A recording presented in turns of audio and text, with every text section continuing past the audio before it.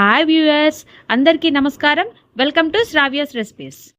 Hi అండి. ఇవాళ మన రెసిపీ గోరు చిక్కుడు తీపి కూర. అయితే ఈ గోరు చిక్కుడు తీపి కూర ఎలా చేయాలో చూద్దామా మరి ఇప్పుడు. ఇక ప్రాసెస్ స్టార్ట్ చేద్దామండి. బాండి పెట్టుకొని ఆయిల్ పోసుకోండి. తాలింపు గింజలు, ఒక స్పూన్ పచ్చిపప్పు, సన్నమంట పెట్టుకోండి. కొంచెం కరివేపాకు వేసుకోండి. ఒక ఎండుమిర్చి వేసుకోండి. గోరు సైడ్ వచ్చేదాకా వేగనివ్వండి కాస్త. ఇప్పుడు ఉల్లిపాయలు వేసుకోండి, పచ్చిమిరపకాయలు కొంచెంసేపు అలా వేయించుకోండి. మంట మాత్రం సిమ్ లోనే పెట్టుకొని చేసుకోవాలండి. వేయించుకోండి. ఇట్లా 3 చిన్నులపాయలు ఇలా చితకొట్టి వేసుకోండి. ఏం లేదు, ఆ చిన్నులపాయ ఫ్లేవర్ అనేది దానికి పట్టిద్దండి. అందుకే నేను అన్నిట్లో కూడా చిన్నులపాయలు వేస్తాను ఎక్కువ. ఫ్లేవర్ పడితే బాగుంటుంది. మనము గోరుచిక్కుళ్ళు వేసుకుందామండి. గోరుచిక్కుళ్ళు ఒకసారి కలిపుకోండి. మొత్తం కూడా కాసేపు వేగనివ్వండి. గోరుచిక్కుళ్ళు కూడా మంచిగా వేగనివ్వండి కాసేపు. ఇప్పుడు కూరకు సరిపడా ఉప్పు వేసేసుకోండి. ఉప్పు, కొంచెం పసుపు, ఒకసారి కలిపుకుందామండి. మనకి గోరుచిక్కుళ్ళు ఉడకాలండి, అందుకని కొంచెం నీళ్లు పోద్దాము. మనం కుక్కర్లో కాదు కాబట్టి కొంచెం వాటర్ ఎక్కువే పోసుకుందామండి. నీళ్లు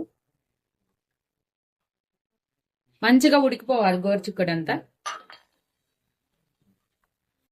మంట సన్న ఫ్లేమ్ పెట్టేసుకోండి. మూత పెట్టి కాసేపు మగ్గ పెడదామండి. ఇప్పుడు మూత పెట్టి కాసేపు మగ్గ పెడదాం. మధ్య మధ్యలో చూసుకుంటూ ఉండండి.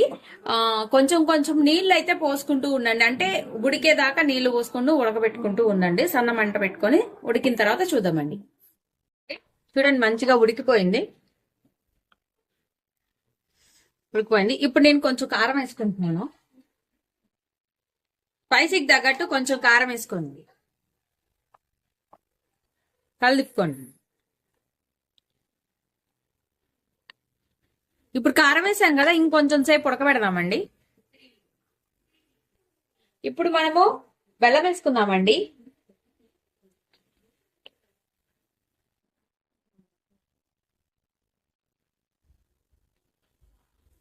ఇప్పుడు చూసాం కదా, బెల్లం వేసుకున్నాం కదా. ఇప్పుడు ఒకసారి కలుపుకుందామండి. ఇది ఏమైతుందంటే, మీరు బెల్లం మొత్తం వేసుకున్నారు కదండి, అయితే తీపి సరిపోకపోతే మాత్రం కొంచెం పంచదార వేసుకోవచ్చండి. ఎందుకంటే దిగిన తర్వాత మనకి తెలియదు కదా ఎంత బెల్లం వేసుకుంటే ఎంత పట్టిద్ది అనేది మనం తెలీదు. సుమారుగా వేసుకోవటమే కాబట్టి చూసుకొని పంచదార వేసుకోవచ్చండి. ఇబ్బంది ఏం లేదు. కొంచెం పంచదార వేసుకొని తీపి కూర ఇంకొంచెం తీపి చేసుకోవచ్చు. కాకపోతే బెల్లం వేసిన తర్వాత మాత్రం ఎక్కువసేపు ఉడకబెట్టకండి, ఎందుకంటే పాకం లాగొచ్చేస్తుంది. కాబట్టి పాకం రాకూడదు. కాబట్టి మనము ఆ బెల్లం అనేది ఇలా జస్ట్ చిదుపుకోండి. ఇట్లా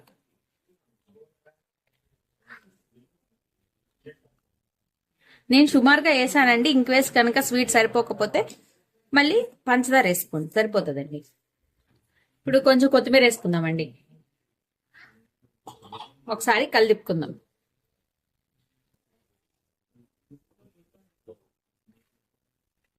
ఇదిగోండి, చూడండి, ఇలా లిక్విడ్ గా ఉండాలండి.